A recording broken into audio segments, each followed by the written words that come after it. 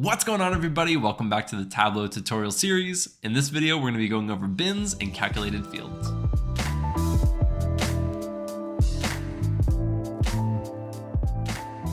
All right, so let's jump right into it. The first thing that we're going to look at are bins.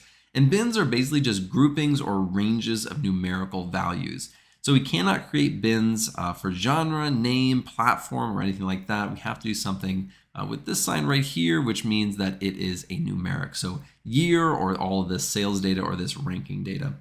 And we're going to use what we worked on in our very first tutorial. And so what we're going to be using to kind of demonstrate how bins work is this year right down here. So right now we have a range of 1993 all the way up to 2018, and we're going to create some bins to group and create ranges for these years. And it's pretty simple. All we're going to do is we're going to come right over here to year and this little drop down on the side, and we're going to go down to create and go down to bins. Now it's going to say the size of bin, and it's going to give you a recommendation based off of the information that is already provided, the min and the max, the ranges of these values. You don't have to do this, but usually it does give some good estimation on what you might be considering. If you were thinking, hey, maybe do a bit of like 20 and they're recommending 2, think about why they might be doing that. We're going to change ours to 5, and you can always change what this field is going to be. I'm just going to give it an old exclamation point just to really spice things up here. So we're going to click OK, and as you can see, it adds it right up here. It is no longer a numeric. Now it is a categorical. So this is no longer just 1, 2, 3, 4, 5. It's ranges, it's groups. And we're going to get rid of this year really quick. Actually, let's keep it up there for a second, see what happens. But we're going to bring this up and we'll get rid of this year. And this is what kind of it spits out for us. Now, I did look at the data when I was prepping for this. There are some nulls in the years.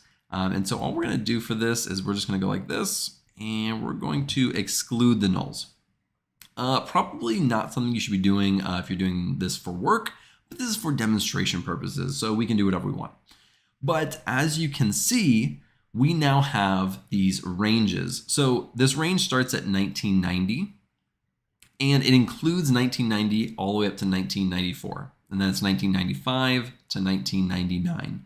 And so just really quickly, we can tell that the years 2000 to 2004 were a huge season or group of years for game sales. So these are the global sales for these video games. And so it is really helpful. It's very useful. You can do this on a lot of different information. We could do this on the sales data. You can do this on age. You can do it on years like we did. And it can be very, very useful. And so really quickly, that is how bins work. I would say it's pretty straightforward. Now, this is a perfect time to segue into the next part of the video, which is calculated fields. Right over here on this left-hand side, we see that the global sales, which are in millions, goes all the way up to 900 million, and created these beautiful bins right down here. But let's look at within these from 1999 to 2015, let's see which of these has the highest percentage. Of course, it's going to be this one, but we can do something called a quick table calculation. We'll create our own calculation later, and I'll show you how to do that. But we're going to do a quick table calculation, and we're going to do the percent of total.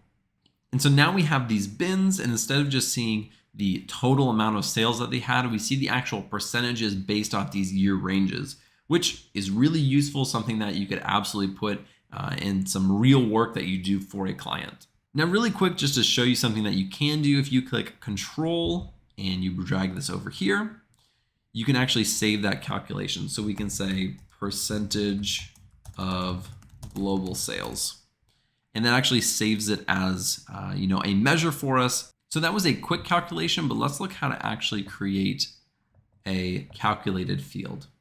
So if we do this right here, what is going to come up is just the global sales, and you can do a lot of what you would basically do in Excel: multiplication, division, subtraction, a few other things, but we're going to keep it super simple today. All I'm going to do is I'm going to take global sales, and I'm going to subtract. I'm going to do an open bracket, and I'm going to say EU sales, and it auto completes for me. I'm going to click OK, and it created calculation 2. I'm going to come in here and I'm just going to say global sales minus EU sales. And let's drag this over. These are different.